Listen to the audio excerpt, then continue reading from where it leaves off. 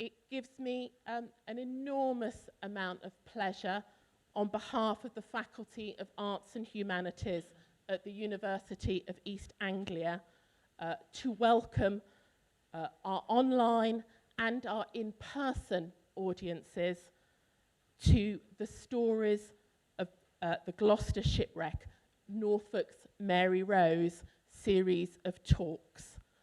My name is Professor Claire Jowett, and I'm historical lead on UEA's The Gloucester Project, and I've curated this year's series of talks. At UEA, we think it's crucial to share the research we're doing with the widest range of publics and the civic communities that share this fine city with us. We want to engage in conversations about important debates or new discoveries with you all. So 6 years ago now, we started an initiative to select a key research theme or an important idea or an urgent topic that needed debating, and we build our annual series around it. In different years, for instance, we've talked about what Brexit means to us and our communities, or we've discussed last year the impact of the digital age on key aspects of the arts and heritage sector and the changes it's making to how we do things.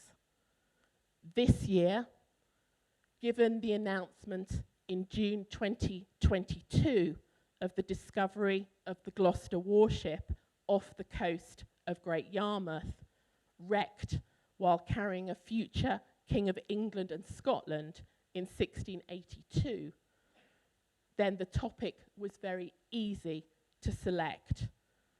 The shipwreck is hailed as the most significant historic maritime discovery since the finding of the Mary Rose in 1971, and UEA have been collaborating with the finders, and I'm delighted to say that Julian and Lincoln Barnwell are in the front row of our audience this morning, and James Tiny Little since 2019, and with Norfolk Museum Service to share information about the wreck and its discovery with you all in the inaugural exhibition about the Gloucester, the last voyage, Norfolk's Royal Shipwreck 1682, which you have hopefully all had chance to see, and if not, the exhibition is on until the 10th of September 2023. You can also see information about the newly established Gloucester 1682 Trust, chaired by General Lord Richard Dannatt, formed to secure the heritage future of the Gloucester and its artefacts by fundraising to develop a permanent home in Great Yarmouth. We're delighted too that the Faculty of Arts and Humanities established partnership with Norfolk Museum Service enables us to host this annual series at Norwich Castle Museum and Art Gallery. We thank Steve Miller, Director of Norfolk Museum Service, and Joe Waugh, Head of Development, for supporting so warmly the partnership with UEA. I'd also like to take the opportunity to thank Molly Taylor and Sophie Scott and the team at Events for helping to organise the series. I'm grateful to Professor Lee Jarvis, the Associate Dean for Research in the Faculty of Arts and Humanities, for underwriting the series financially, and to our Arts and Humanities Research Council Impact Acceleration account for providing funding that allows us to share the series live online as well as record it so that people can access these talks later. I'm also grateful to our Pro-Vice Chancellor for Arts and Humanities, Professor Sarah Barrow, for her unwavering support for the Gloucester project. But most of all, I'm immensely indebted to our expert speakers tonight, Professor McShane and Professor Holman, who have so generously agreed to share their expertise with us. I can't wait to hear what they're going to say. So without further ado, I'm going to hand you over to this evening's chair, Dr. Ben Redding, Senior Research Associate on UEA's Gloucester project, to introduce this evening's session on a topic very dear to my heart: music, drinking, and other intoxicants in Restoration Britain. Over to Ben. Thank you.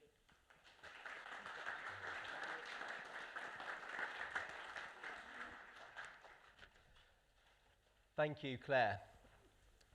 When June and Lincoln Barnwell and their friend James Tiny Little found the Gloucester shipwreck off North Norfolk back in June 2007, they were searching for a long-lost warship of national importance to Britain's history. Lincoln has recounted how the search began after he found the magical word, I must add, cannon, in a short entry for the Gloucester in Richard and Bridget Land's book, The Shipwreck Index of the British Isles. And that was enough for him to eagerly encourage his brother to together go on their journey of discovery to find the 17th century ship. When we think of the Navy, we think of warships, and such as the Gloucester, as primarily weapons of war. Indeed, as a naval historian myself, I equally would have been enthralled by the idea of cannon and the Gloucester's story as a warship.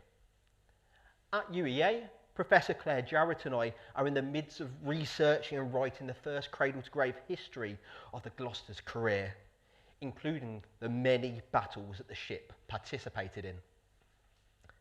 Yet, delve into the history of the Gloucester's career, as well as the times and, of course, its loss, and you'll quickly learn that it is so much more than merely a warship of significant historical valour.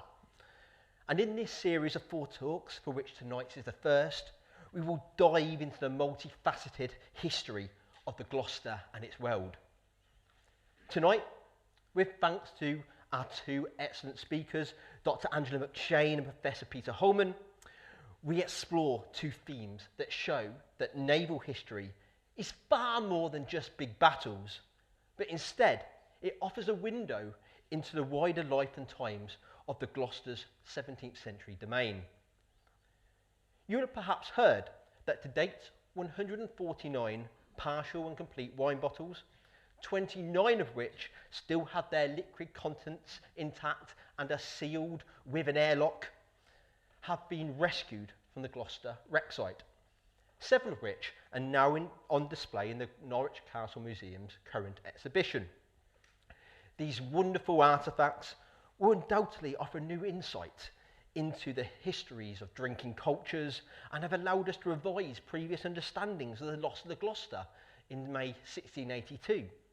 Because historical accounts of the wrecks don't really acknowledge that the passengers were drinking, perhaps excessively, in the night and early morning before the ship's wreck. We are very lucky to have Dr. Angela McShane here tonight to discuss her research into late 17th century drinking and smoking habits at sea. However, no party is complete without good music as well. And James, Duke of York and Albany, when travelling on the Gloucester during its last voyage, was accompanied by a large retinue of royal musicians who reflected the styles and interests of the Stuart court. Again, this reinstates that the Gloucester is far more than just an important weapon of war, but instead it shows that in May 1682, it perhaps should have been described more as a party ship rather than a warship. James, after all, was celebrating that he'd been invited by his brother Charles II to return to the English court permanently after 3 years of exile in Scotland and on the continent. So, we have the privilege tonight to be enjoyed by Professor Peter Holman, who will discuss the music of the late Stuart court and its relevance to the Gloucester. Both speakers have been asked to talk for between 20 and 25 minutes, and there will be a chance for audience questions after both speakers have presented. So, let's begin. Our first speaker tonight is Dr. Angela McShane, Honorary Reader in History at the University of Warwick. Dr. McShane is a social and cultural historian specialising in the study of everyday material culture and the social and cultural role of intoxicants across the early modern Atlantic world, and also, most recently, working on popular political print in 17th century Britain. Her list of accomplishments and positions in academic and research institutions is impressive to say the least, and it includes being the former head of Renaissance and Early Modern Studies for the combined V&A and Royal College of Art's MA programme in the history of design and material culture, and latterly as the head of research at Wellcome Collection. She's authored numerous book chapters, magazines and academic journal articles relating to material culture of intoxicants, and was also co-investigator of the AHRC funded Intoxicants and Early Modernity database. The title of her talk tonight is Drinking and Smoking at Sea During the Late 17th Century, a social history both above and below decks. I'm sure that I am not alone in wanting to learn more about alcohol. Dr. McShane, over to you.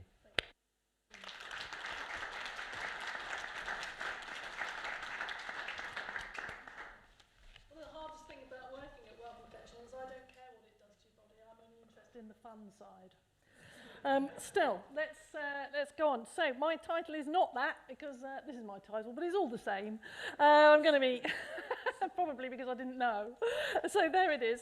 So what I want to do this evening is, first of all, as we know, when that ship went down, the Gloucester went down with James, Duke of York, nearly drowning on it. Hundreds of other people, of course, did drown on it. It would have completely and utterly changed our history. There is no question about that. We wouldn't have had a glorious revolution. Maybe we'd have had to have one in the 19th century like everybody else did. So there's a whole load of things that would have been changed. But two things had already changed because of James, Duke of York. And one of them is that because of the crisis surrounding his becoming a Catholic, certainly by the 1670s, means that political parties had been invented. So that's the first thing that made an enormous difference to life and drinking in early modern England. Secondly, what had changed was that political rituals of drinking had made an enormous difference, not only for people at court and for people in the wider kind of political nation, but for people all over the country, and indeed all three of the kingdoms. So what I want to do now is I'm going to essentially do two things. First of all, I'm going to talk about the material culture of drinking and how that was probably going on board the ship. I'm going to talk about some of the things that you guys have fetched up. Amazing.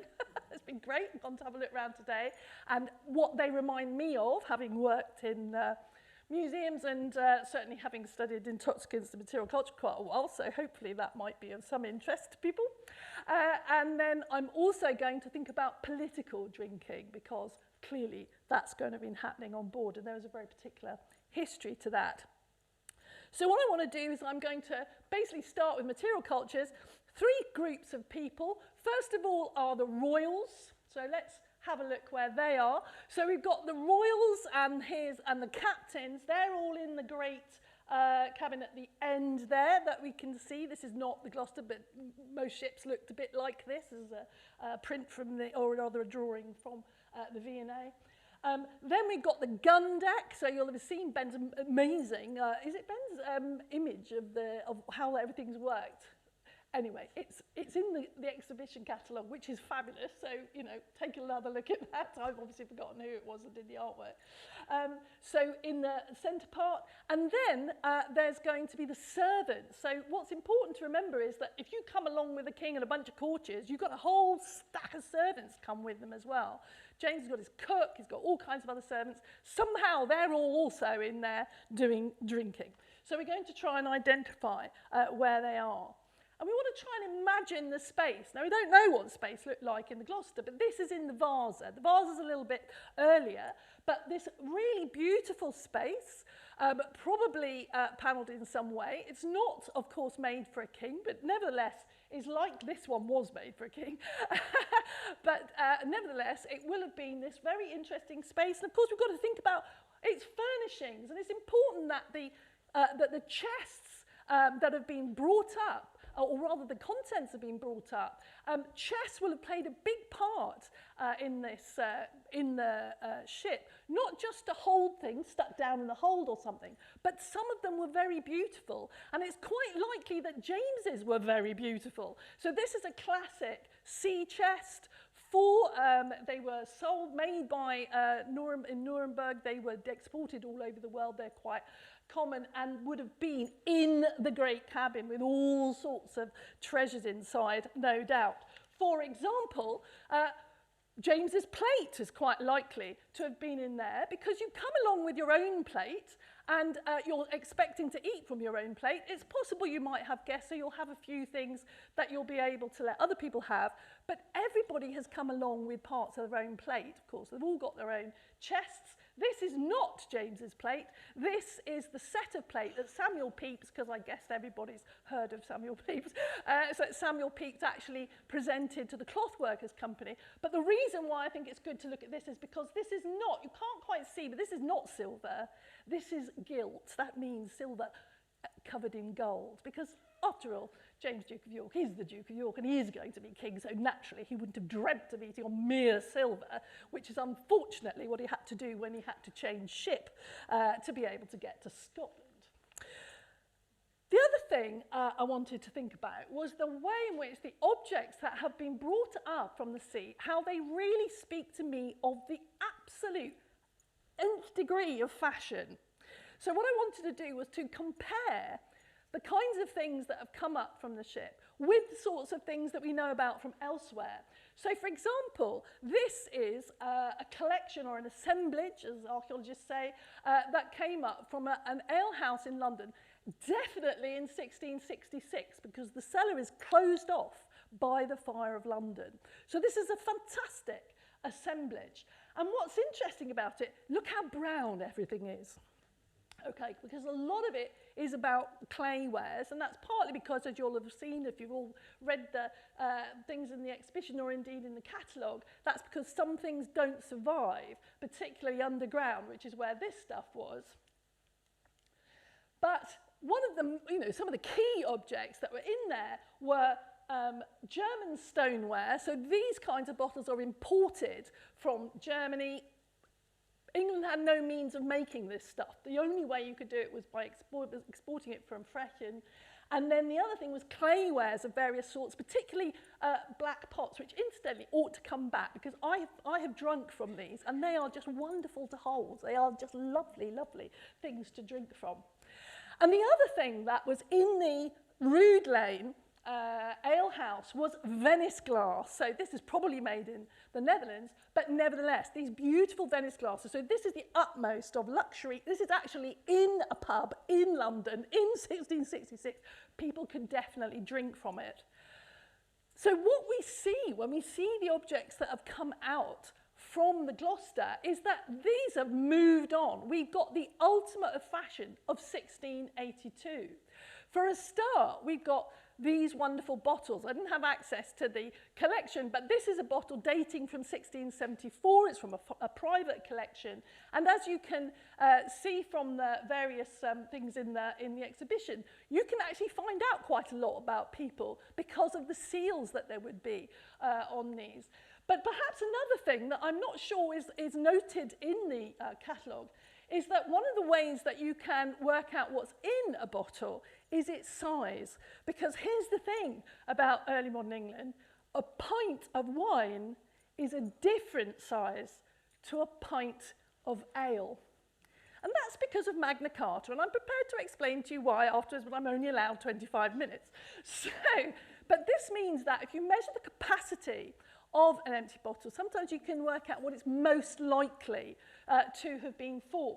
So interestingly, this one, which belonged to Thomas Biddle from Thistlebourne in Wales, actually is ideal size for an ale quart, 2 pints of ale, not wine. Whereas this one, and this is the interesting thing, if you talk to archaeologists, right, Right, for an archaeologist, this is how they organise time. Roman or classical, medieval, post-medieval. Post-medieval is from about 1500 until, well, almost today. Well, maybe to the 19th century. Now, for a political historian, that's not really accurate enough. So what's brilliant about this is that because this is dated 84, and because you got some of these on that ship, we know that at this time, both of these bottles are very much in use. And as the catalogue says, they can be quite expensive. So it's only going to be certain kinds of people who have their drink in this. This one, you'll notice, is just the right size for a wine pint, which would be 400 ml. But I'm not 100% certain because, of course, the thing is you can't be sure exactly how they're filled. But we thought this one was closer to a wine pint. Incidentally, a quart of wine is the same, in early modern England, is the same as today. So 75 centilitres, that has stayed the same the whole time. So, but ale is a bit bigger than that. So the other thing is the glassware. So I thought I'd throw you in a couple of louche women because we all know what James was like. So I don't know if you can see well enough, but you can see that we've got smoking, but we've also got fabulous glasses. What's different about those glasses? Well, number one, they're clear. They're just clear, beautiful, elegant glass. But number two, they're made in England. Wow. So they had never been.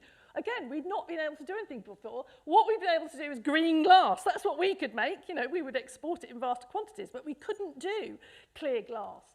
But because of Ravenscroft, and there were some other people involved as well, we begin to make this flint glass or lead glass from the 1670s, and it just looks fabulous, and people wrote poems about how you could see the wine and how it glittered and all that sort of thing. Oh, sorry, it's a little bit, here we are.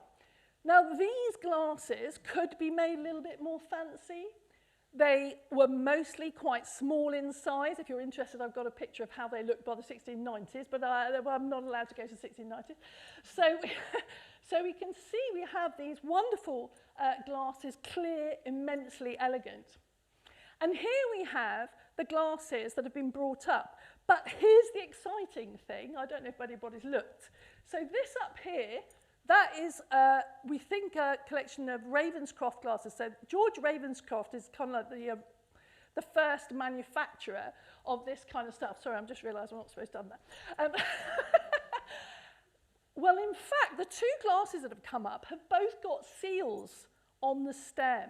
And if those seals have got a little raven's head, then they are Ravenscroft glasses. And that makes them pretty rare because we've got not very many extant Ravenscroft glasses. And the other thing about Ravenscroft glasses is that they had a tendency to what's called crizzle. And so it's possible, and somebody who is able to investigate all this stuff properly, it's possible that this is, you know, what's happened to the glass, I don't know. I mean, as well as being in the sea, there was a weakness in Ravenscroft's original recipe. So there may be something kind of interesting about those particular glasses. What were they drinking? Oh, sorry, some of them were a little larger. I should know this, I've got the blooming thing in front of me, there it is. So these are a little bit larger, so you could have a larger drink as well, but mostly glasses in this period were relatively small. Now, what's interesting is that you can't really tell very much about glasses, whether or not it was an ale glass or a wine glass or whatever, because, of course, there wasn't really an absolute standard way of telling. Today, I could show you a pint glass and you'd say beer. I could show you a wine glass, you'd say wine. You'd know straight away. This isn't really something you can do at the time. But what's interesting here is that the glass sellers company who bought Ravenscroft's glasses, they agreed to buy them, but they wanted very particular kinds. And what I think is so interesting about this list is that it tells us not just that they had some idea about what kinds of glasses, what size they should be, but it also gives us a bit of an idea of what they're expecting people that they sell glasses to drink from. So they expect them to be drinking sack, which is sherry or white wines from Portugal. They expect them to be drinking claret. They expect them to be drinking beer from glass. and also brandy, which had already become quite popular by the 1670s. This is the real art that I look at, by the way. I don't really do painting, so I'm a woodcut person. And I was particularly thrilled with this. If we think about the people below the level of the royalists and the royals and the officers, what were the servants drinking? And there's your fabulous jug, and then the people smoking and drinking over. So these are the sorts of things that the servants somewhere are positioning themselves. They might be drinking out of. You can see a nice onion glass there, and so on. So these kinds of objects are available to people at that level. But what about the poor old sailors, the ones who are really doing all the work? I'm not sure how well you can see this, but it is the most wonderful drawing of people on the gun deck actually doing all the work of loading a gun. Now, for these people, what was quite interesting was how there was quite little change in what was available. So this is a mug from the Mary Rose, and next to it is an English-made stone vessel. So the other thing that's happened from the 1670s is that a guy called John Dwight comes along, is able finally to produce stonewares in England. So there's a big kind of nationalism to buying British in the 60s, 70s and 80s. What's also funny is that to start with, they actually made them look like the ones from Frechen. So it makes it quite hard to know at first whether or not they were imported or not. So that's work that would need to be done. But what's interesting is that similar kinds of things are available on board. And I was also really interested to know that there were wooden tankards on board. Now, what is in the exhibition is the lid, the pewter lid of that tankard. Now, the Brits had always been laughed at by the French because they didn't, they were totally uncivilized. I mean, they barely drank out of glasses, in the 16th century.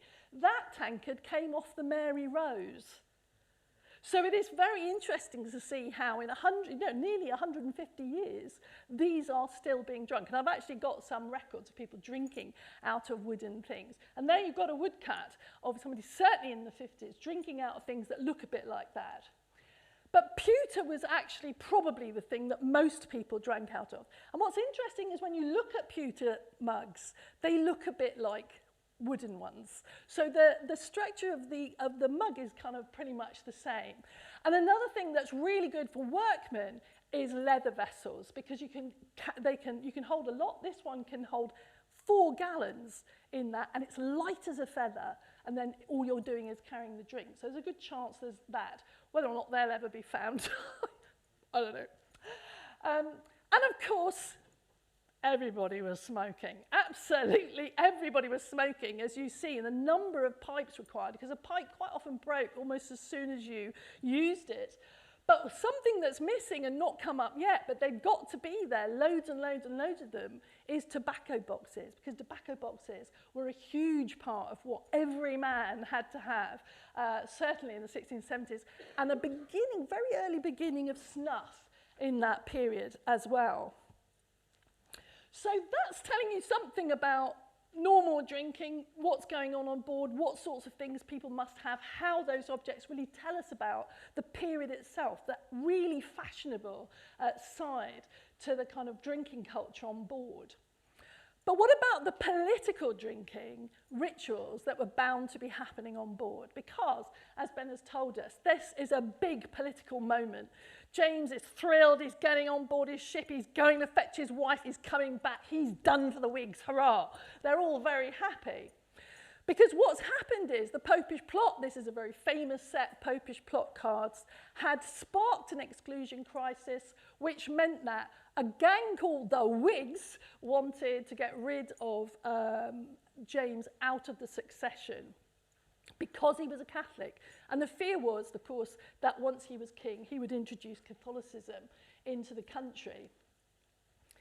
The two groups that fought over this, there was obviously fighting over it in Parliament, as long as there were parliaments. There were 3 elections between 79 and 1682. The two groups were Whigs and Tories. I'm going to let you guess, who do you think were the big drinkers?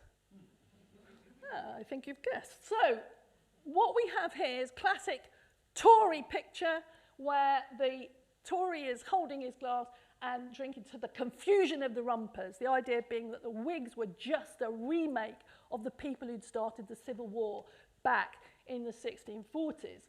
Meanwhile, the Whigs, this is again a Tory picture of Whigs who are both, they're getting all the mobile, as it's called, all the lower sorts together to fight with them against the succession of a Catholic king, potential succession of a Catholic king. And if you can see on one side, there's somebody weeing into the wine that's coming out of the barrel. And that is because the idea is that the Whigs didn't have the good fellowship of the Tory, they didn't know how to drink properly, and they poisoned the drink so that they're filling everybody with poison all the time, their political poison. So this is your Whigs and your Tories. And that bitterness was so powerful that if we look at some of the poems that emerge out of the press after James at least has escaped the wreck, literally here, and this may be by Taubman, but I'm not sure, it's an anonymous poem. Literally, the waves are said to be Whiggish. It's the Whigs of the waves. And it was the Whigs who made the sails, trapped the sailors. So this classic politicisation of this terrible catastrophe by saying that somehow the Whigs had enabled this thing to happen. Now, the way that you drank politically was very, very specific. And it was very, very dangerous. If somebody, you were in the pub and somebody said to you, I want to drink a health to the Duke of York, or I want to drink a health to the Duke of Monmouth in the 1680s, and you said no, deaths occurred. Okay, so you could end up dying. You could certainly end up being very badly hurt.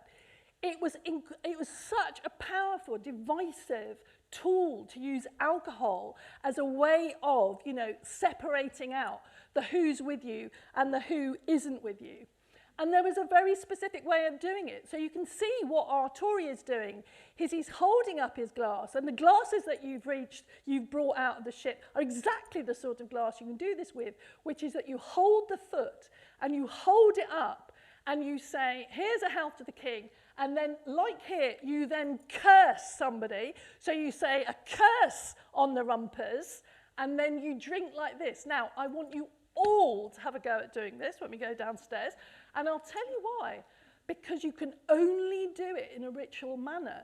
Because if you hold it by the foot, right, you have to stand up to drink it. It has a total impact on your body, on the way you do it. So that's one of the things. The other thing was that there was a very specific way. Now you'll see he's the only one who's holding a glass. And that's because healthing worked like this. I have my glass. I'm drinking a health to the king. I drink it off. It must be full to the top. I drink it off. And now I pass it to the next man. He must fill it to the top, drink it off, pass it to the next man. On it goes. But when we're finished, the man next to me must fill a glass, and then he must say, to the health of the king or the queen or somebody like that, off we go, and it's going to go round again. Now, first time round, fine, you've seen the size of the glasses, we're going to be okay. After we've been round everybody, we are going to be absolutely hammered. And so drinking rituals naturally led to violence because people became very, very, very drunk. I mean, again, you should see what they're doing in the 90s. I mean, they're being quite reasonable here, really. So this aspect, and just to prove it, look, there's another one. You see these images all over the kind of images right through 17th century material. So this is why it becomes incredibly dangerous, and this way of drinking spreads throughout society. There's even special objects to help you remember that's what you want to do. So on one side, we have a tankard covered in images of Charles and Catherine. And on this side is a mug, which was actually from an archaeological dig. You can see the word king. What you can't see is the other side, which says obey. Obey the king. Because one of the big elements to this was to literally drink enough so that you couldn't think straight to be able to plot treason. And there were hundreds and hundreds and hundreds of songs that came out. These are all on single sheets. They're all being distributed. They're campaign songs, really, which are, first of all, creating the division, explaining the politics, and very importantly, choreographing the rituals of these songs. Some of them, this is one of my favourites because it's very clear what it's trying to say. The loyal subject, as it is reason, drinks good sack and is free from treason. There you are, no need to sing the song. You're clear about what it's trying to say. And what this song says is, drink, drink, drink, drink, drink, and then you'll never have to think about politics. Rather more violently, some of the white letter songs, they would actually say, now the trouble with Whigs is, of course, they don't drink properly. What you need to do to change his politics is give him masses and masses to drink, get him drunk, and then he'll turn into a Tory. So that's the way we're going to get loyalty. I'm not altogether sure this has much changed over time, but anyway. So here's the question. This is a question that's been asked by the people doing the exhibition. It's asked in the catalogue. So are we basically looking at a case of the drunken sailors? So is it the fact that they've all been drinking that has led to this great discussion, this debate, this argument over the route, over speed, over skill, over reputation? Because these are the issues at stake. And the whole point about loyal health drinking is that not only do you drink all the way around and you have to have complete control, but you often would drink from better and better glasses over the night as well. The more expensive the glass, the later in the night it would be brought out, because it's a big, sort of competition of masculinity. Were they drunk? Well, as we've already heard, they had so much to celebrate. They defeated the Whigs. They've executed the balladeer. They completely sealed the deal as far as James is concerned. So were they all drinking, singing, ritual drinking? Were they getting drunk? Has he sent wine to the sailors so that they can all drink his health as well? Well, my conclusion is, yeah, I should think so. Thanks.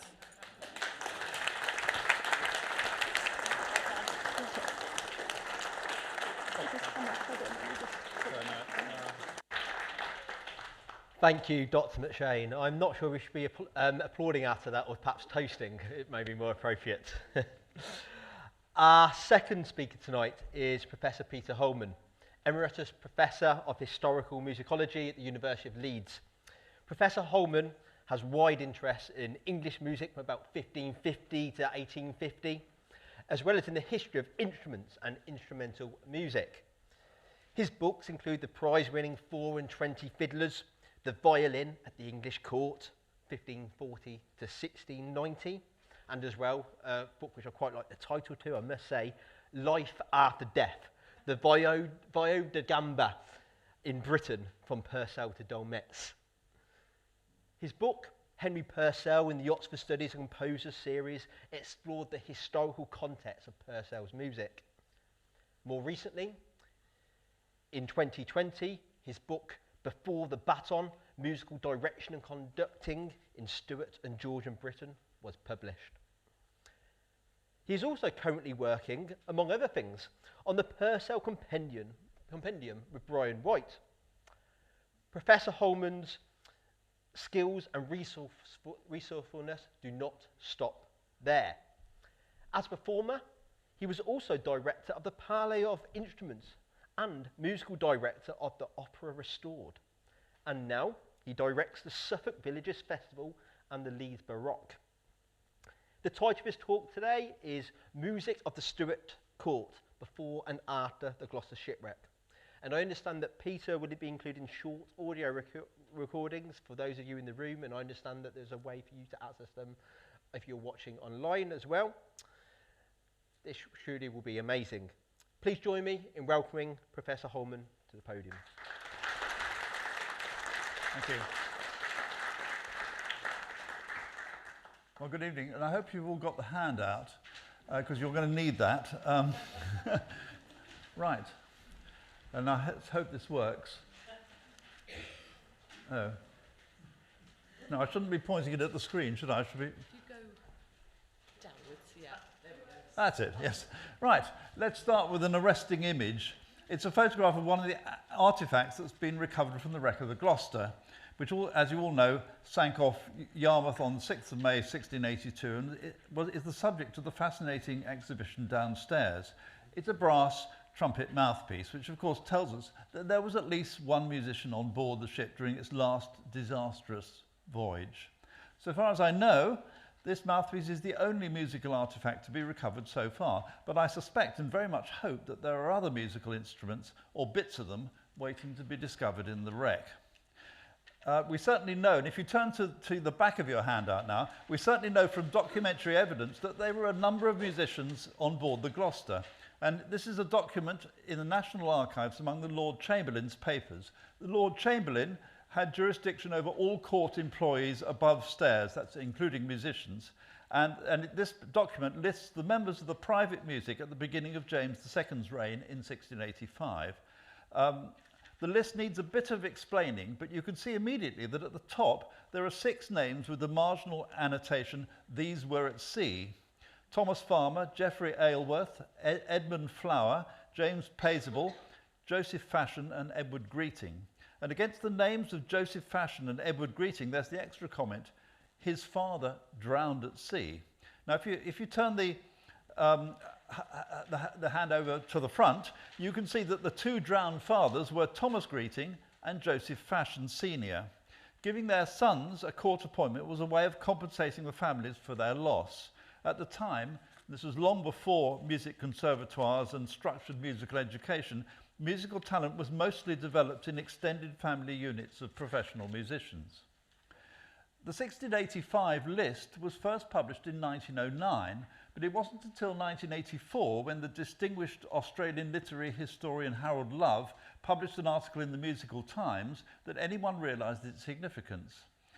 Love pointed out that in 1688, Joyce Greeting, Thomas's widow, was paid for her husband's arrears of pay with the comment, "He was cast away in the Gloucester frigate."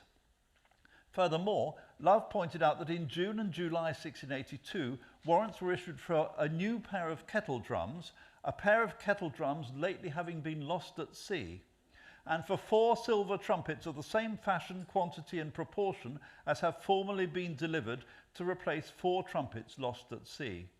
In another warrant issued in January 1683, 4 trumpeters and a kettle drummer or timpanist were given £20 each for their losses at sea in their attendance upon His Royal Highness the Duke of York into Scotland and back again in May and June last. Now we know their names from this document, the trumpeters Matthias Shaw, William Shaw, Thomas Barwell and John Stevenson, with the drummer Walter Van Bright. Van Bright was a third victim of the wreck. The administration of the estate of his widow Elizabeth in 1687 specifically stated that he drowned in the Gloucester. So far, we've identified 10 musicians on board the Gloucester, 4 trumpeters, a drummer, and the 6 musicians listed as being at sea in the 1685 document. Now, to understand this document further, you need to know that this is principally a list of the court string orchestra, the 24 violins.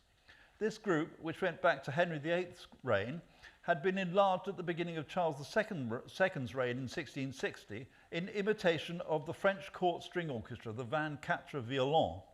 Charles favoured the French-style dance music it played. The lawyer and amateur musician Roger North wrote that the king only liked music he could beat time to. And this was mostly what North called the in the step tripler, or the minuet in triple time. It became the only musical style at court in his time, according to North. Well, it's a bit of an exaggeration. You can certainly hear that in Henry Purcell's music, even in many of his church anthems. To quote Roger North again, Charles set up a band of 24 violins to play at his dinners, which disbanded all the old English music at once. And by that he meant that it replaced or subsumed The other hitherto separate groups at Whitehall, the wind players and the collection of solo singers, lutanists, keyboard players and viol players that had once entertained members of the royal family in the Privy Chamber. Privy Chamber was the royal private apartments at Whitehall. And here's the only known picture of the 24 violins in action. This is a detail from the illustration of James II's coronation banquet in 1685. And we're going to hear in a moment a snatch of the sort of things they would have played. This is from the music for The Tempest, rather appropriately, considering the theme of tonight, by Henry Purcell's friend and mentor, Matthew Locke. And it's in the step tripler, it's a minuet.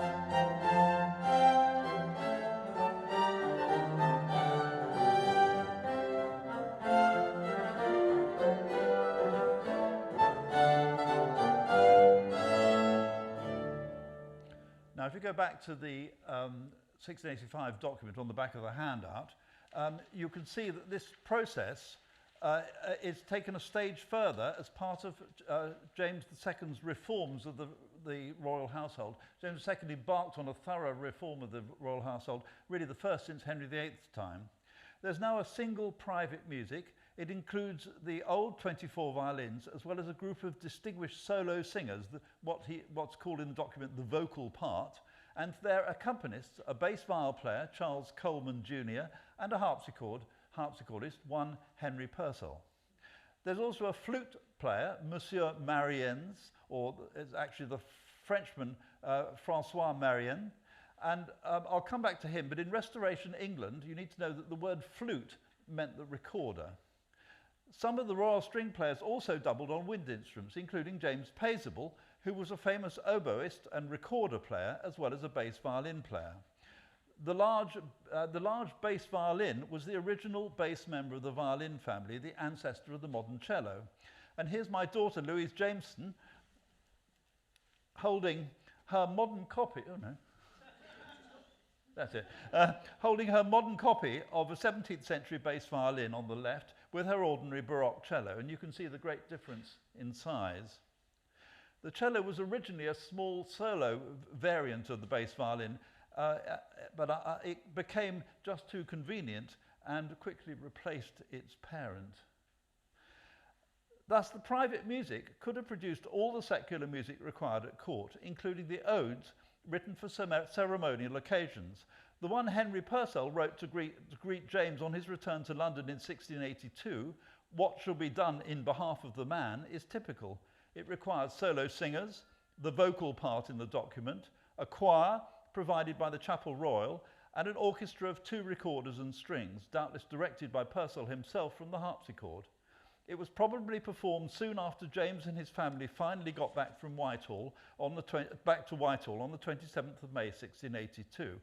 And here's an extract. "May all factious troubles cease, rumours of wars convert to peace."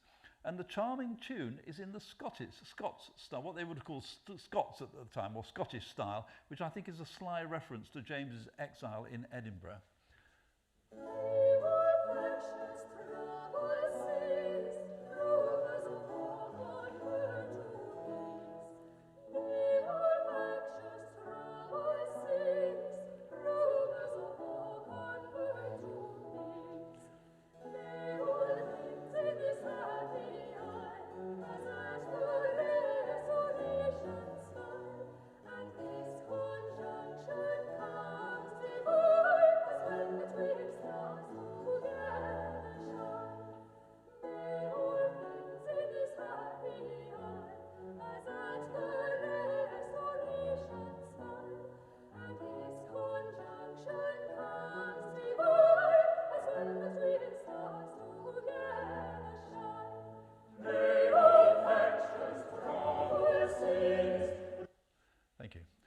In addition to string players and trumpets and drums, the Gloucester was apparently carrying a third group of musicians, or consort, to use the Restoration term. The clue to it is the presence of James Paisible. As I've already mentioned, he was a wind player as well as a string player. He was a Frenchman, originally Jacques Paisible, a member of the group that brought the first Baroque oboes and recorders to England in 1673. It was common at the time for wind players to double on both these instruments. The oboe and the recorder had been modelled in mid-17th century France from earlier types. And here's a recorder by Peter Bresson, the most important maker of woodwind instruments in Restoration London. As you can see, it's made in 3 sections, and this was so they could be slightly lengthened or shortened to adjust to the variable pitches of other instruments. In the Renaissance, recorders were made just to be played together in sets, and therefore were made in just one piece of wood. And also, here's the sort of oboe that Paisible would have played, a copy of an instrument by the Hotteterre family, who made instruments for the French court. Again, it's made in 3 sections. Paisible had a high-profile career as a player, a composer, and a courtier. He was an associate of the Earl of Rochester, who recommended him to Charles II in 1677. And in 1686, he married the singer and actress Mary or Moll Davis, who'd been the king's mistress. It also seems he was in the service of James, Duke of York, while he was in Scotland. Paisible isn't known to have been in London between 1679 and 1682, and we know that he was the leader of a group of 4 Frenchmen, with Francois Mariens, we've already met him as a recorder player, James Arnaud and Louis Bruno. In 1686, James, by then king, ordered the 4 of them to be paid £100 each, £100 a year each for service between 1678 and 1684, with money raised on customs dues from tobacco, sugar, and French linen. They are said to be 4 of his late Majesty's private music, but they don't appear in lists of Charles II's musicians, so it looks as if this unorthodox, if not dodgy, method of payment was a way of rewarding musicians who'd been part of James's personal household while he was in Scotland. It's likely that all 4 of them were wind players, and that they made up a consort that could play recorders as well as oboes. Actually, when we say oboe consort, we mean actually 2 oboes, a tenor oboe and a bassoon. And that they too were on board the Gloucester as part of James's entourage. Thus, there may have been no fewer than 14 musicians in the Shipwreck, 5 string players, 4 trumpets and kettle drums, a 4-man oboe consort. And the oboe consort doubtless played recorders when the Duke wanted something soft and relaxing. So this was a veritable miniature orchestra he had on board. I want now to return to the trumpeters on board the Gloucester and the mouthpiece that's been recovered from the wreck, and here it is again. As you can see, it's a brass mouthpiece, but as I've already mentioned, we know that the trumpeters on board had silver trumpets, silver state trumpets. The instruments they played were probably made by William Bull, who became a royal trumpeter in 1666 and was the main maker and repairer of the royal trumpets in the Restoration period. He made copper alloy trumpets as well as silver ones. And here's a silver trumpet by him now in the Museum of London. Yeah. As you can see, it's a natural instrument without valves or slides. At the time, the trumpet was essentially a fanfare instrument used to accompany royal entrances, exits, and processions. A group of royal trumpeters and a kettle drummer, perhaps some of the same players, can be seen playing in the procession leading up to the coronation of James II in Westminster Abbey on the 23rd of April, 1685. This brings me to how the musicians would have been deployed on the ship and what they might have played. As I've already said, trumpet bands accompanied royalty, and they doubtless would have used their silver trumpets on ceremonial occasions. The sort of music they would have played would have been largely or wholly improvised, and such as this anonymous 17th century fanfare for 4 trumpets and timpani. We're lucky this one was written down.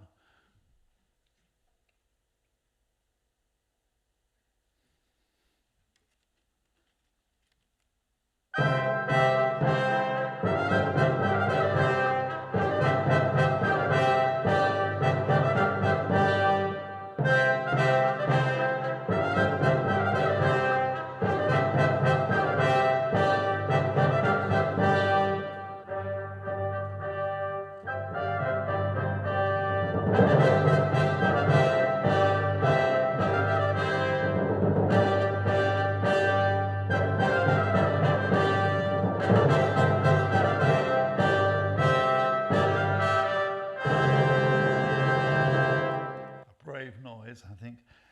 However, the trumpeter Crispin Steele Perkins has suggested to me that the players on board the Gloucester might have used ordinary copper trumpets for mundane tasks such as signalling the raising and lowering of sails.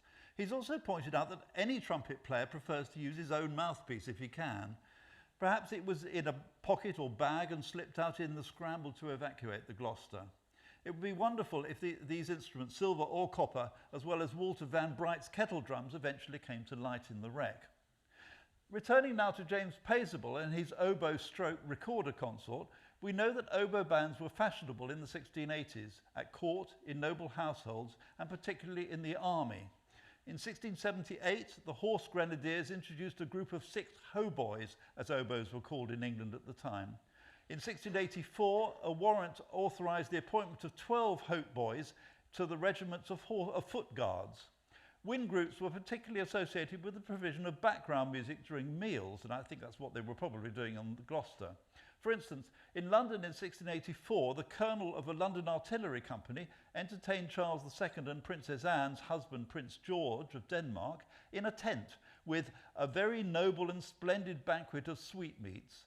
Flutes, that is recorders, hautboys and other music playing all the while. It's easy to imagine a similar scene in the great cabin in the Gloucester, with the oboe consort playing while Duke James and his entourage were dining. There's music by their leader, James Paisible, in a manuscript that seems to have been copied by a Frenchman, not actually Paisible, another one, for an oboe consort in the household of Princess Anne around 1700. It's now in the British Library. The pieces take the form of suites of short dances, each dance consisting of 2 or 3 repeated sections. This is ideal toe-tapping background music, not least because the players are never more than a few seconds away from a section ending. This allowed them to respond quickly if and when the Duke snapped his fingers, commanding them to stop. And as a musician, I know that happens often in those sort of situations.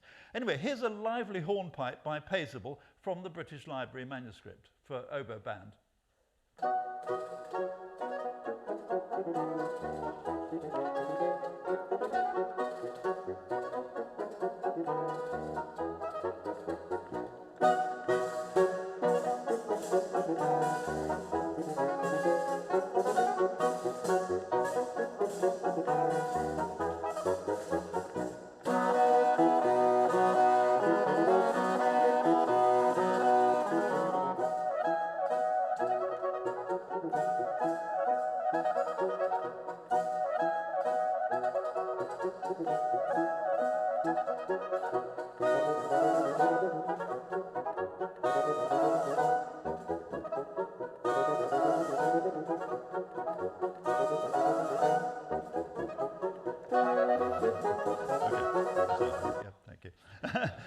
That's very nice.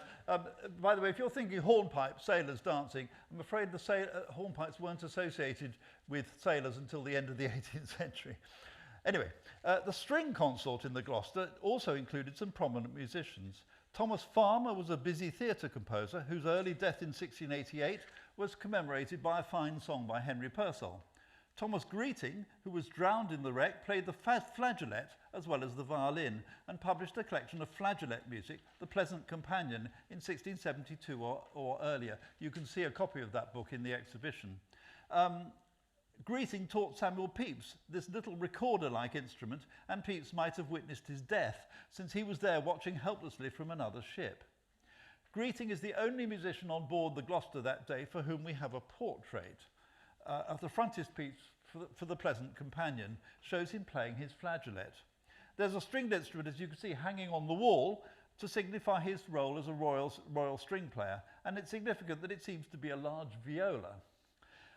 In court documents, Greeting and the other members of the 24 violins were all referred to just collectively as violins, but this was a generic term for a complete string orchestra, including viola and bass violin players, as well as actual violinists. The group on the Gloucester was evidently a string consort, probably playing in 4 parts, with 2 or more violins, viola, perhaps played by Thomas Greeting himself, and one or more bass violins. The traditional role of the 24 violins was to play for dancing, for informal practices and recreation, as well as formal balls and masques. We can imagine the string consort on the Gloucester playing for dancing. It wouldn't have needed an accompaniment instrument, though Edmund Flower is known to have played the theorbo as well as bowed instruments. The theorbo was a large lute with an extended neck with extra bass strings, much used for accompanying songs at the time. Here's one on the title page of a Restoration songbook. Again, we can easily imagine Flower accompanying convivial songs after dinner on the Gloucester, the sort of thing that Andrew's been talking about. So far, I've considered the three consort of instruments on board the Gloucester as distinct entities, playing their own music on separate occasions. This was the traditional way music was organised at court. But it's possible that they did play together. Henry Purcell was already combining woodwind instruments with strings in his court odes, and it would only be a few years before trumpets were added to orchestras as well. The driving force behind this change were members of the Shaw family, two of whom were on board the Gloucester. Matthias Shaw became sergeant trumpeter in 1687, and his younger son John was to become Purcell's leading trumpeter in the 1690s. John was probably too young to have been included in the group on the Gloucester.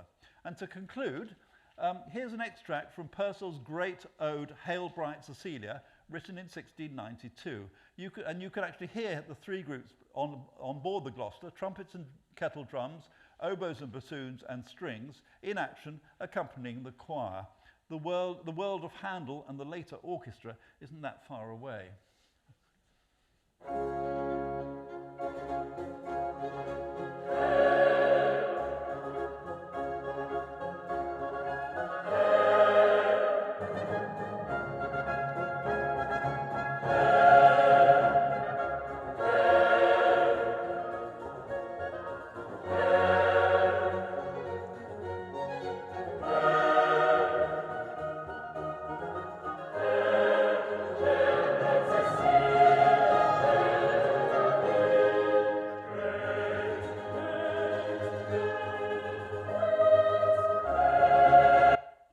It's a nice thought to think that those three groups of instruments might have played together if they could all fit into the great cabin of the Gloucester. Thank you very much.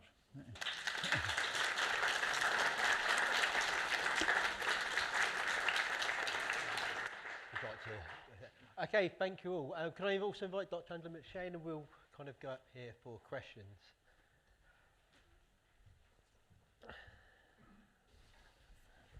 So, apologies, but I'm going to take the liberty of asking the first question while hopefully you can kind of collect your own thoughts. Thank you both for some really fantastic and really kind of stimulating papers today. I've got a question which hopefully you could both kind of engage with really, and it's about cultures. I think both your themes engage with topics of kind of high and low culture at the time, or elite and popular cultures, which are often seen as a kind of a dichotomy during the 17th century. But I wondered if in the case of drinking intoxication and with music, that actually, I wonder if your areas serve as almost like a bridge between both elite and popular, or actually, am I completely wrong there, and actually it serves to widen that division? Well, I think one very interesting thing about musicians is that they were often quite humble, so, you know, from humble origins, and frequently foreigners, and frequently Catholics, although at this period the Catholics weren't actually officially allowed at court, although we know there were some. But although they had access, and of course, as we know in the 17th century, access to the note and the nobility, to the king, was everything. So that they frequently were able to be highly rewarded, and in earlier times things like grants of land, and we know all sorts of things. Musicians were given extraordinary things like monopolies, you know. Relatively humble origins, most of them, but with access at court. And we know they frequently got into debt because they had a lifestyle. They had to keep up a lifestyle, clothes and, you know, entertaining presumably, that they couldn't afford. and particularly in Charles II's reign, when the salaries of musicians were frequently years in arrears. As were sailors, of course. Quite So right. there was a regular riot every single November when all the sailors would say, "Where's our money?" I think one of the problems that we run into, certainly for kind of like more, public history, say, is that people are thinking that something that happens at court is going to be recognisable for people who live in the rest of the country. Well, just as today, 1% of the very rich own like 90% of everything, these are people you don't access. You don't have access to those kinds of lives. But what is interesting is how many times they access the culture that was actually everybody else's. So what I think is quite fascinating, and I'm going to talk about ballads here for a moment, where Thomas Durfee, for example, was a court musician at the court of Charles II. Charles II was much more into what I like to call pop music than James II, I think, was. Certainly that would seem to be what happens when you look at his court later. And he loved a great song. And Tom Durfee, none better. You can write a really brilliant song, so brilliant that they all ended up being songs on the street.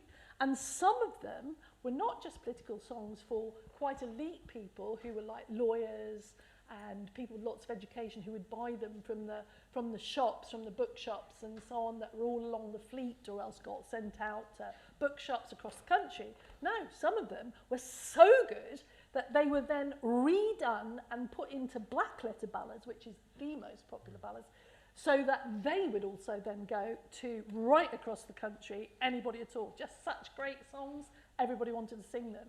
So it is quite interesting, and because I'm interested in politics, how this is a way in which these politics, which seem very high level, actually became distributed right across all sorts of people, anybody that could read, really. And surprising numbers of people could read, of course, in England. And also, of course, you didn't have to read if somebody was singing you a song. Although, if you listen to some of these songs, the words are quite complicated, so you do have to concentrate if you want to understand them. And the same goes for the drinking, because what's interesting is the way in which these drinking rituals were picked up right across the country. So I've done lots and lots of research on this, lots and lots of people getting into trouble for loyal health drinking. So, and the range of people that become involved in it is really astonishing, and who know what they're doing and who have their political opinion, and they get into a fight, which is why they end up in a court record. So yeah, I think that you're right when you say that these forms of culture are bridges right across people who would never meet, would never meet in the pub because they're too different from each other. Yeah. And yet they share enormous amounts of culture. I think what's interesting is you see the two-way traffic.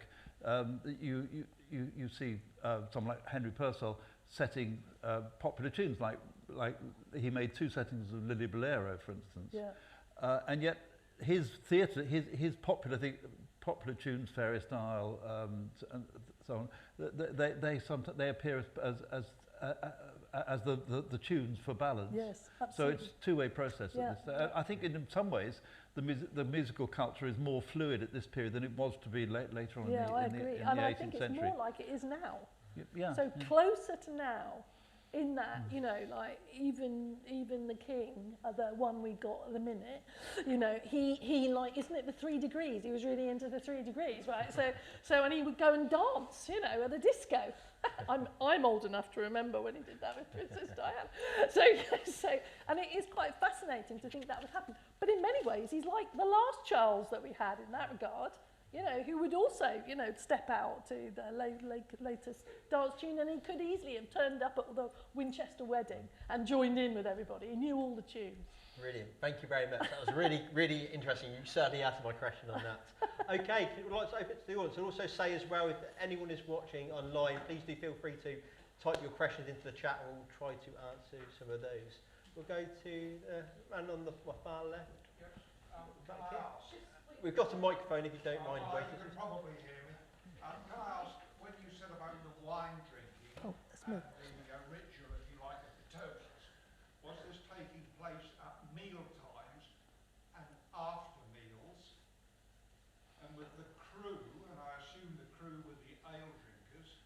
would they have had access to ale at any time, or again, was it all regulated by meal times?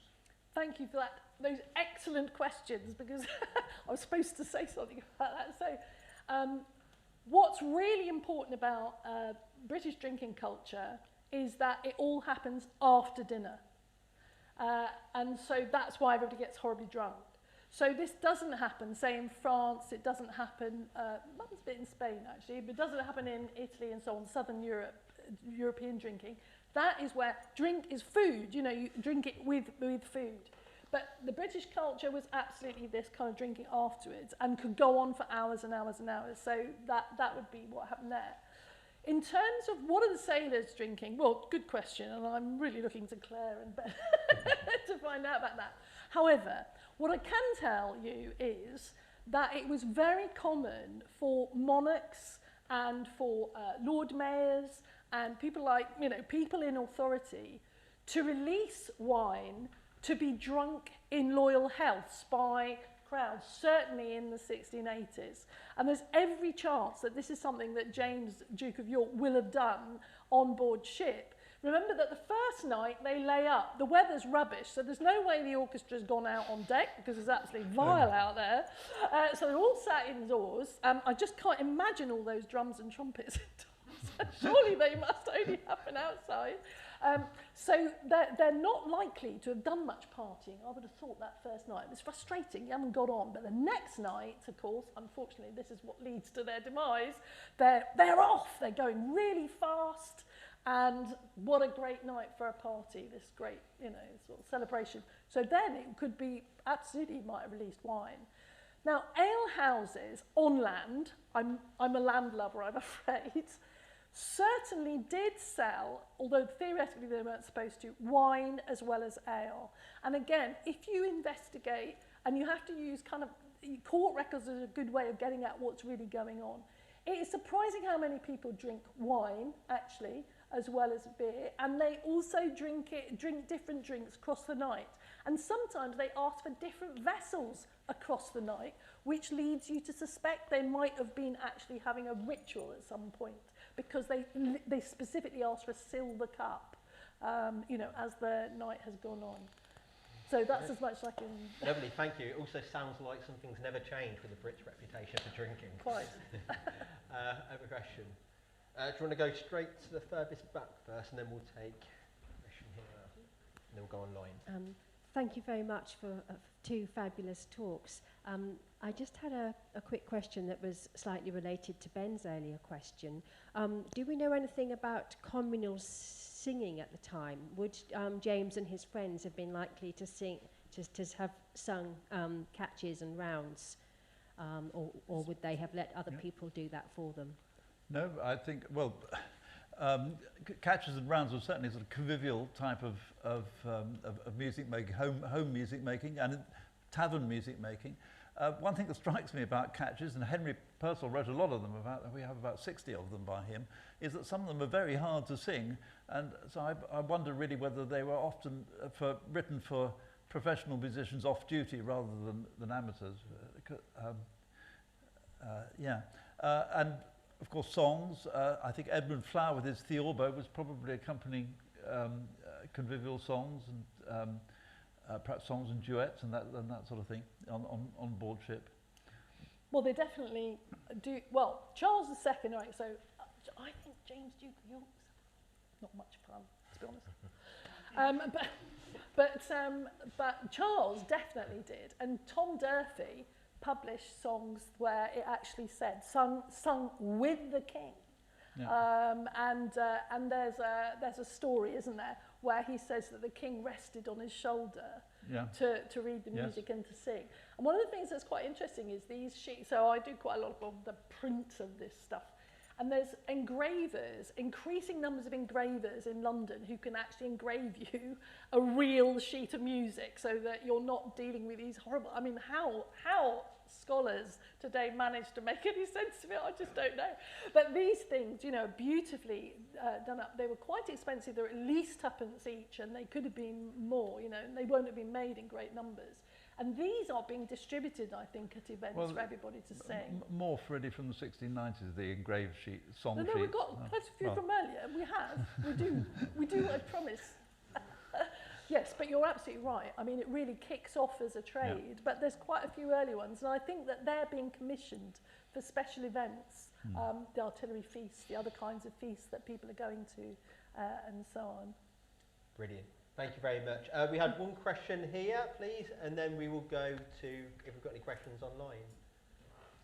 Thank you again, both of you. Absolutely fantastic talks.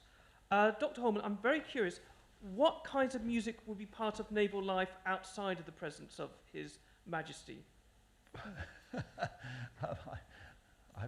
Sea shanties, I suppose. I mean, some of them do go back to the 17th century. Popular songs.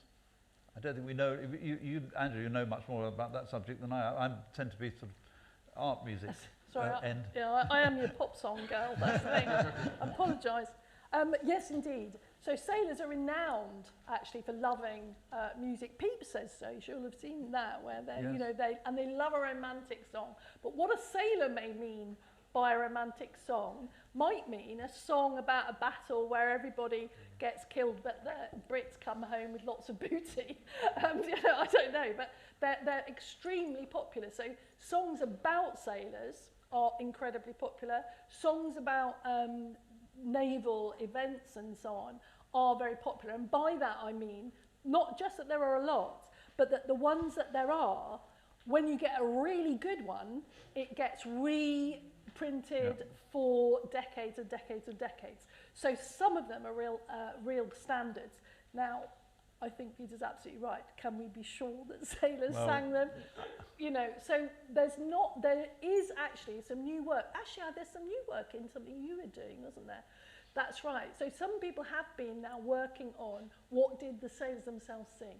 So that is a record source that I've not had much access to. So actually, I'm rather looking forward to seeing a bit more on that. So that'll be really great. But people say they love music, they love to sing. Yeah. I suspect, I mean, certainly in the 18th century, they mostly sang theatre songs, I think, Rule Britannia. The most famous military song in the late 17th century was Purcell, Britain Strike Home. Yes. And that was popular right through the 18th century. Yes. Along with Rule Britannia. And Hearts of Oak, another one. That's right, it's a little bit later. But there's a song called The Angel Gabriel, which is written by Lawrence Price in the 1630s. And he says of that song, this is a song to which to the sailors belongs. And that one is produced over a very long time. So he's pretty clear about who it is that loves that. So I think there's no question that there's lots and lots of singing going on in these places. Thank you. I think I can go back out to the room, actually, for another question. Has anyone got any further questions they'd like to ask? Please. Hi there. So, third row. Thanks. Would they have had things like drinking games, like like how you're talking about rituals and things like that? Yes. The Brits again. Yeah. Not I'm just the wondering Brits. how long, how far it goes back? Like basically getting drunk and being a complete idiot on purpose. Well, that goes back a very long way. So, I mean, one thing that you can do with drinking songs, and so I don't know, I'm gonna tell you what I know about them and things, and then maybe Peter can say something about catches, because catches have got all kinds of drinking games involved in them. This is beyond me. It's kind of like requires you to know things about music properly. Well, yes. One thing about the catch is that, I mean, it's always said, and some of them do this, that the words, when you look at it, are quite innocuous, and then when people singing sing them as a round, they suddenly a double entendre appears in the relationship between the different singers. And there's some new work that's just been looking at the way that sometimes it's like timed so that you can take a drink before it's your turn to sing the next bit as well. So there's some fabulous new work being done on that. And of course there are objects that cause drinking games. So you get all sorts of things where you've got to work out how to drink out of this thing because it seems to be full of holes. So you'll see those in, I was just trying to remember if I saw one in galleries downstairs. I'm not sure is there a curator here? I'm not sure there was a puzzle jug down there, but there's quite a lot of these things where you have to work it out. What's interesting is they actually hold very small quantities of drink, and yet they're the most likely thing to be castigated by a vicar, you know, by a divine, because this is playing with drink. You shouldn't be playing with this sort of thing. And yet they're perfectly fine for people to be drinking loyal healths, you know, because of course that means that you're loyal to the state. So it doesn't quite seem to add up very well. But there's lots and lots and lots of drinking games going on, and people getting, yes, very, very drunk indeed. I mean, if you're interested in that, just the fun of it, and also just to see the sorts of things that people get up to, then do have a look at the Intoxicants and Early Modernity site, because they transcribed masses and masses of church court records, other sorts of things. You see people getting up to all kinds of nonsense. Yeah. We have a gentleman on the far side there, please. Thank you. Could I ask, just on the international perspective, having experienced and survived Russian drinking and Russian toasts at some length, yes. and trying to get it right not to put your glass down, otherwise the toast starts, you have to drink to the bottom. I'm interested to know what is known about drinking and music on board other ships internationally at that period or later on. So and has anyone, the second question, anyone written a book on international drinking in comparisons? Because that could be a Christmas bestseller, I imagine. Well, in terms of books about that, I mean, actually, we did a book when we did the European galleries at the V&A, and then there's a whole stack of stuff there about drinking things across Europe, and I'm very proud to have curated the display on drinking in the European galleries, and it's got all these different kinds of objects, and some of them are Russian. Amazing kvash, the kvash, which is enormous, looks like an enormous ladle, which was used as a gift by the Empress to her Cossacks, Cossack leaders, and so on, basically to bind them all in, which is what alcohol drinking is all about. So yes, there's quite a lot of work now done on international drinking. Now, but is there different things about music on board? Not that I know of. I've never come across anything written about. I'm sure that perhaps there has. I don't know about music on board ships, or indeed drinking on international ships, because actually this is why we need this research that's going on, because you know ships meant an enormous amount to everybody in early modern Europe. It's how everybody gets around, it's how they get stuff, and so many thousands and thousands and thousands of people lived on ships or travelled on ships, and yet we actually know very little about what life is like on board these incredible vessels. You know, people living there for months on end, fundamental part of their lives. It's really been brought in on me because of having to think about this, and it's kind of constantly there. You start realising that the naval things are always there, and this is going to be true for pretty much anyone who's got a seaboard right across the whole of Europe, and indeed, everywhere else. So this is a good question. I think you're right. Maybe you could write it. To add to that, though, I do think naval warships, they were attempted to be strictly regulated this time. There were strict punishments if you were found drunk on the ship, with quite severe punishments involved. Whether that really worked when you're out in deep sea, who knows sometimes, but yes. Well, that doesn't start until the late 18th century. So actually, that's a good question, and in fact, I wouldn't mind asking that question. so is it that that sailors on board 17th century ships have ration? I wouldn't have thought so, but I've never seen it. But you will have seen the right thing. But that would be quite interesting to know. In the army, you get really severe punishments if you're found drunk. But this is if anybody's looking. So the key thing is, as potentially on the Gloucester, something happened, somebody is found drunk because something has happened, and it's happened because somebody was drunk, and then that person will be very, very severely punished. Especially if you're on duty at that time. Yeah, That's exactly. the main point there. We have time for one final question if anyone has it. I see one hand shooting up over there. And thank you. And there's always drinks afterwards. I'm going to be checking that everybody does a proper health. Okay. This is a non-drinking question, actually. Excellent. It's two-pronged, actually. I just wondered if any musical instruments were found on the Mary Rose. And with regards to the Gloucester, I should imagine that anything that was wood yes, would have floated away. I haven't made a particular study of this, but there were musical instruments found on the Mary Rose. There was quite a primitive bowed instrument, a sort of fiddle, and there was also an instrument that no other example had been discovered. It's what was called a still shawm or quiet shawm. Now the shawm is a loud, raucous instrument. It's sort of Indian snake charmer's instrument. But there was a quiet version of it, which we know from documents, and no one had ever found one until the Mary Rose, and there exists. Would you suspect, though, that most of what they may find from the Gloucester will be metallic instruments? Well, I'm rather hoping that the trumpets might turn up, and perhaps the kettle drums. We are finding wooden material. Yeah. Very well preserved.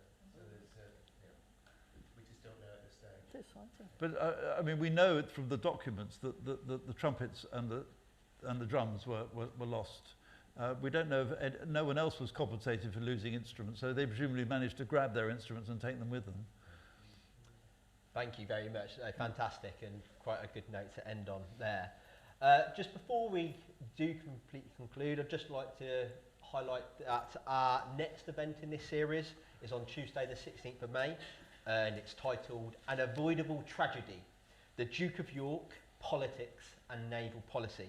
And we have two excellent speakers for that, including Professor Andrew Lambert, who is the Lambton Professor of Naval History at King's College London, and Dr. J.D. Davies, who is the Chair of the Society for Nautical Research, and it is chaired by Professor Claire Jowett. Please do see a member of staff in Rotunda if you'd like to register a place for the wait list on this event, and it will also be streamed online again. Finally, in a fashion akin to the Stuart Court, there will be free drinks. A free drinks reception in the Rotunda following the event. So please do come along to that. I'd like to end tonight by thanking the organisers of the event at UEA, to Norwich Castle Museum as well for hosting us, and of course to our marvellous speakers for their fantastic papers. So if you could all join me in one final applause. Thank you.